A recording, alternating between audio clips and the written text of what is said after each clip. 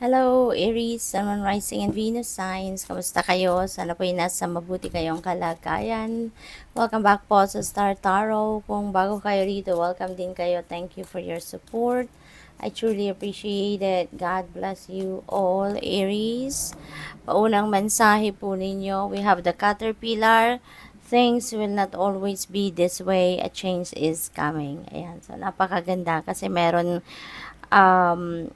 pagbabago na magaganap sa buhay niyo rito in some areas of life na posible na siguro iniisip ninyo na lagi na lang bang ganito, ito na lang ba talaga ang mangyayari, no?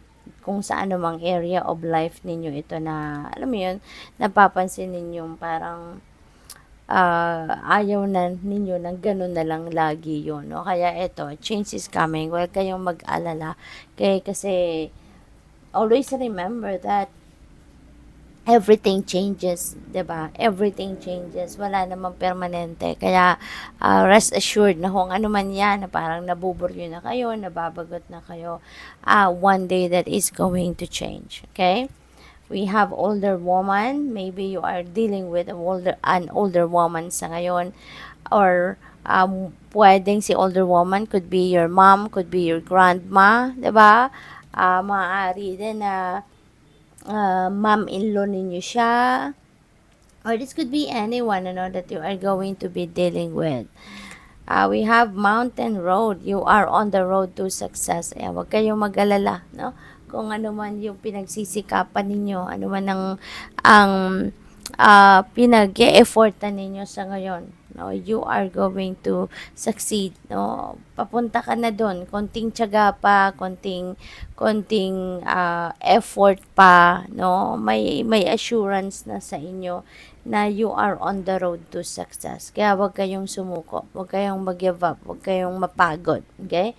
Kasi papunta kayo sa pagtatagumpay.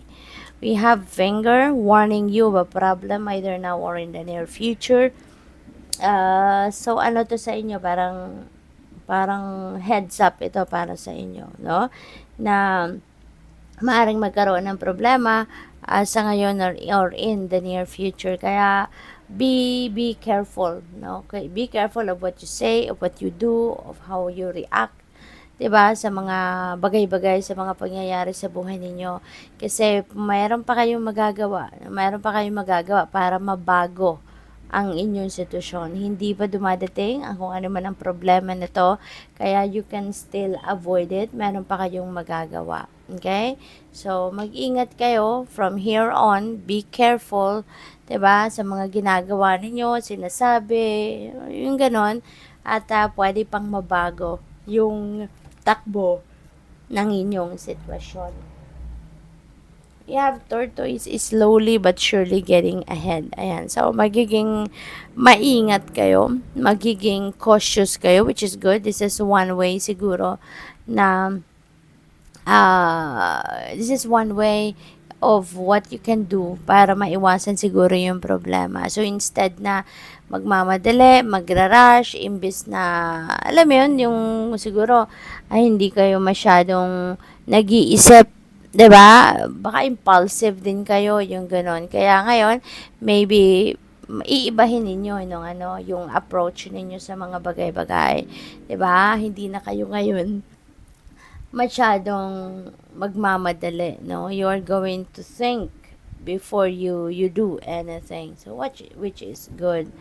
We have a cup, you should accept valid criticism. Ayan, reminder ito sa inyo, no? Na kailangan din ninyo na tanggapin or tumanggap ng valid criticism kasi remember na nakakatulong din sa atin, 'di ba? Ang mga criticisms na 'yan ay nakakatulong sa atin na mas ma-push natin yung sarili natin, na mas galingan natin ang mga ginagawa natin, mas pag-isipan natin mabuti before we do anything, 'di ba? Nakakatulong din ito na mas ayusin natin, no, ang ating sitwasyon, ang ating mga ginagawa, 'di ba? Feeling tied down or frustrated. And so this could be related to this older woman. Baka meron siyang ginawa na makakapagpa-frustrate sa'yo, or pwede rin na tie down kayo sa kanya, 'di ba? Baka hindi ninyo nagagawa kung ano man ang gusto ninyong gawin, you are not free to do anything kasi tie down kayo sa kanya, pwedeng gano'n. Pwedeng siya ang dahilan kung bakit hindi kayo malayang gawin kung ano mga gusto ninyong gawin. We have bridge, successfully overcoming a problem. So this is really, really good, no, na mapagtatagumpayan ninyo kung ano man yung problema, mapagtatagumpayan ninyo kung ano man yung kung ano man yung matagal na siguro ninyo itong hinaharap, 'di ba, na mga challenging situation. So ngayon you will be able to successfully overcome that problem. We have wow, napakaganda. Family wishes come true. No? So, ayan, makakamit mo na kung ano ang pangarap mo para sa pamilya mo, or baka pangarap iyan ng pamilya mo para sa inyong lahat, so that is coming to fruition. What else? We have torch, spiritual development, enlightenment, awareness, and understanding. So, maaring nasa spiritual nasa spiritual development journey kayo sa ngayon. Mas magkakaroon na kayo ngayon na mas malalim na understanding, mas malilinawan na ang isipan ninyo ngayon about sa iba't ibang pangyayari sa buhay ninyo. Mas maiintindihan mo na ngayon siguro yung kung ano ang purpose mo sa buhay, bakit ganito yung dapat na magiging reaction mo sa mga sitwasyon, 'di ba? Relationship mo sa Panginoon, relationship mo sa inyong mga angels, yung ganun ba? We have goldfish, increase in material wealth or spiritual growth. Ayan, so pagdating sa pera, meron kayong material gain, meron pa karagdagang kayamanan, karagdagang kaperahan na pwedeng dumating sa inyo dito.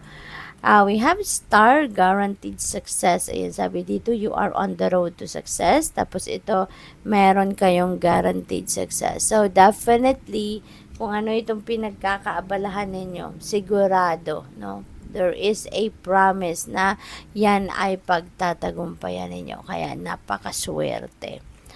We have Ram, a stubborn and aggressive person. So, maybe this is someone that you are going to deal with at this time. At maaring siya, no, ang dahilan din, no? Kung hindi man si older woman, baka ito si Ram energy ang maging dahilan kung bakit you will be feeling frustrated, no? So, maaring siya ang dahilan dito. What else? We have Rose, romance is in the air. Ayan, so may pakilig factor dito, no? Aries. Maaaring kung single pa kayo, baka ngayon merong nagpapakilig sa inyo, merong manliligaw sa inyo, something like that. Or kung nasa relationship na kayo, baka mas passionate kayo with each other sa ngayon ng inyong person, mas kikiligin kayo sa bawat isa, siguro may sinicelebrate din kayo na, regarding relationship ninyo, baka meron kayong milestone, kaya mas sweeter kayo ngayon, mas passionate with each other. So, good luck. Thank you for watching Love and Light. Namaste.